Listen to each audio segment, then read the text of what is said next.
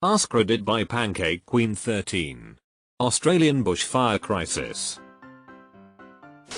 I live in the Blue Mountains, which is west of Sydney. The Blue Mountains, if you didn't know, is part of the Great Dividing Range and thus a national park. We are quite literally surrounded by fires from the north to the south. At any moment the wind could change and could wipe out potentially hundreds of homes, mine included. We have never seen anything this big before. Fires are normal for us, but this scale of fires is absolutely insane. However, I want to thank the rest of the world got their generosity at this times. It is truly heartwarming to see so many people give support from all corners of the globe. Peace be with you, and I hope the rain heads our way. That's terrible. I traveled to Sydney from the US a couple years ago and visited the Blue Mountains while I was there. It was just such a beautiful area with gorgeous scenery. I wish you well, and hopefully the fires will subside soon. Deleted. Smelling the smoke every day, and knowing people out fighting fires has made me pretty aware of what's going on. Seeing photos of kids in boats while the sky was red, that drove it home. Absolutely devastating. Let's not forget the 1.25 billion plus, yes, billion, https://www.get-involved.org.au/bushfire-emergency (animals that have been killed, and the growing more that are injured and losing their habitat. This is honestly the biggest issue moving forward. The heartbreaking loss of life and property are beyond devastating. However, for our native wildlife and flora, these fires could well indeed bring things to level of mass extinction to a number of species and destruction of biodiversity as we know it. I beg the world and all Australians to put pressure on our governments, local, state and federal, to make regeneration our primary focus. We need to act on climate change, dedicate wide areas as national parks and habitats, including fire breaks, and replenish our forests. This means less expansion and habitat encroachment, less reallocation of natural resources, like water, and more national parks declared where our native animals and plants can thrive. As a Californian, I thought our wildfires are bad, but this is nothing compared to Australia. It's the most apocalyptic thing I've seen. Saw a pic and it straight up looked like Armageddon with the amount of red in the picture. Deleted. The insurance companies need a swift kick in the balls. How utterly despicable. I work around 5 minutes away from the fires, and both my grandparents and my great-grandfather live in areas very close by also. My great-grandfather, who is 92, has been evacuated 3 times, and were worried that if the fire does properly come through, he might be asleep or choose to ignore the evacuation procedures and stay at home. A fire started at a neighboring property to my work. 3 fire trucks came and attempted to control a pretty decent sized blaze. It made things so much more real when it's right on your doorstep. My livelihood and my family are in danger here, and it's pretty worrying. The speed at which these fires love mean that one night you may go out to dinner and you might come home to nothing but ashes. My family is on high alert, as well as my employer. I'm not sure how all our lives might change, but even being this worried, we're still the lucky ones, as many are much worse off. These last few months have been pretty scary. My thoughts towards the Australians living this awful event and who can't leave their home because of the air quality. Special thought for the ones who lost someone, their house, or got evacuated. It must feel like a nightmare, and I hope things will go back to normal soon. Dart. And X200B. Lots of love from France. Don't give up, guys. We have a 3-month-old girl who was born a few weeks before it all started. We're nearby and have said bad air quality. She's been congested and coughing for weeks. I'm losing sleep worrying about how it's affecting her development. Do you think tourism to Australia is helpful or hurtful? I was planning on visiting Australia in June, because I've always wanted to go, and I am thinking they can probably really use the tourism dollars after this disaster. But maybe I should wait longer? Definitely helpful, especially if you do the small town off the beaten trail thing as well as the big tourist traps. I'd say June will be about right, though the current situation should have died down and small towns will be looking for any tourism dollars they can get after having their peak wiped out. As a volunteer with the RFS in the Blue Mountains, in one of the more surreal events was the Evans Lookout fire at Blackheath. The temp was about 40 plus and we could see the fire through the bush moving towards us when we put in the backburn. All this after 3 helicopters and the large air tanker had been attacking it for a few hours. Even with the wind taking the backburn away from us, it was so hot the radiant heat caused the fire to start igniting the leaf litter on the ground 3 meters away and bushes on the opposite side of the fire trail. While one of the crew worked on the bushes catching fire, I was running up and down the trail stamping out spot fires. We got burned through the protective gear we were wearing. Props to you, mate, you're brave and we're proud of you. I used to play video games with this guy from Australia. We have thousands of hours together and I just got in contact again recently. He lost his house to the fires. It breaks my heart to know how serious the government let the fires get. He lost countless personal, priceless objects, including his Box 360 that he spent so much time with me on it. I am just hoping that enough will be done to stop these fires as quickly as possible, so no one else has to go through what my friend had to. Damn. When you hear personal stories like this, it really brings it home how much of a tragedy this is. Someone's house, dude, just gone. Fuck Scott Morrison and his deplorable lackeys. Thank you for this. My thoughts go out to everyone in Australia. Same goes for koalas, kangaroos, and all the other animals too. The photos and videos of them being affected are so sad. Smoke seen in Chile. That's how far the smoke has traveled. And the Australian wildfires are greater than last year's Amazonian wildfires and Californian wildfires combined in terms of geographical area burned. Thought I'd add more facts to a wonderful message about the wildlife in anguish. If someone has done the research, that'll save me some time. Which of these agencies, or perhaps another, provides the greatest percentage of donations to actual relief assistance?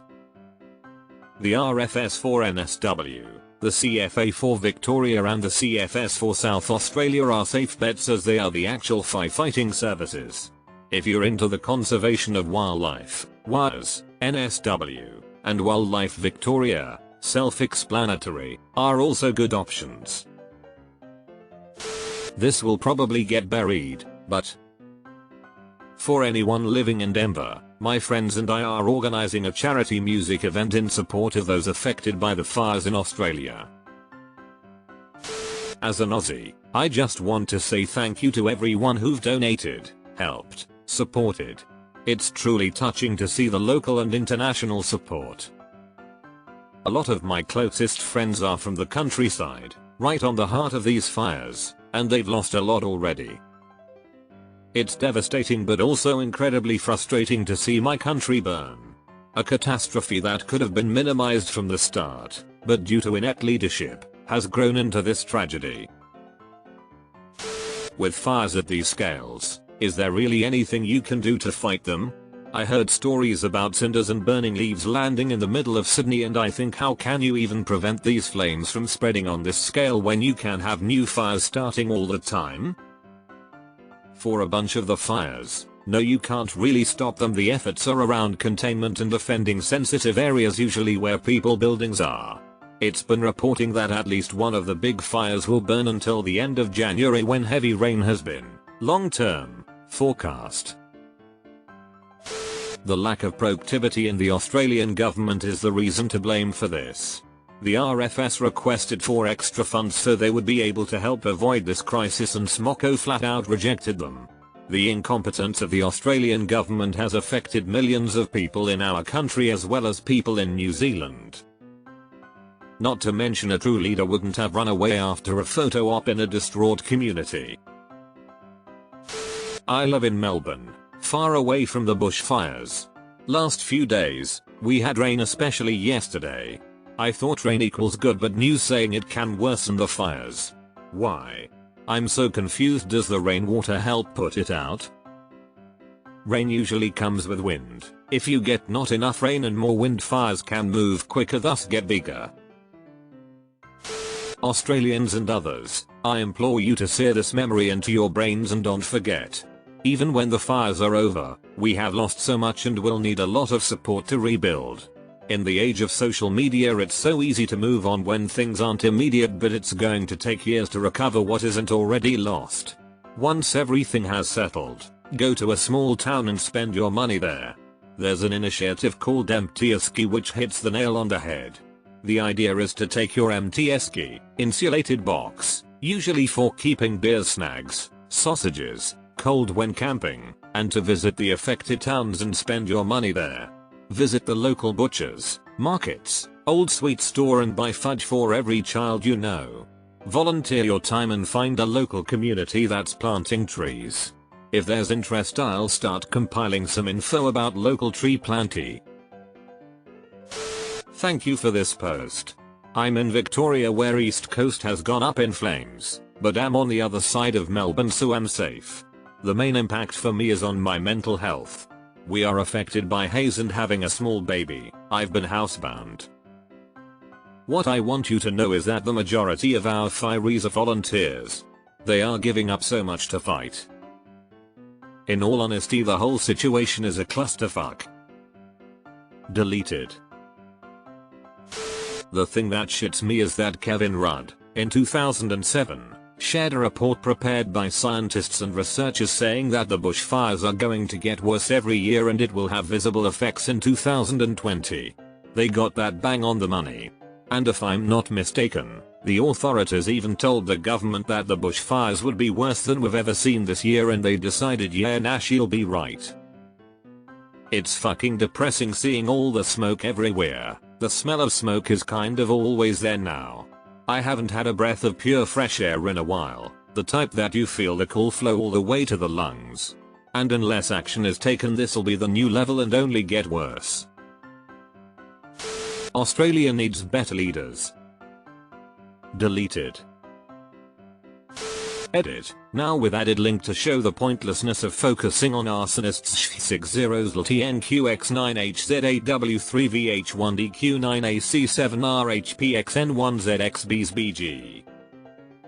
Moving the focus to individual fire status has been one of the ongoing parade of distractions put out by the government to keep focus off their complete lack of preparation and acknowledgement of the changing climate and its effect on fire season. Climate change didn't start the fires. It was basically the same as the guns don't kill people argument. Yes, some dickhead probably did some burning during a fire ban, but how long and how destructive the fires were is really where the focus should be here. My grandparents live in Australia and I'm really worried for them. A couple questions from an uninformed American. 1. How has climate change precipitated these fires? 2. Are fires like this at this scale common for the region? 110 years of Australian temperatures. http://www.bom.gov.au/climate/history/temperature/. How much is the percentage that has consumed this fire in green areas currently?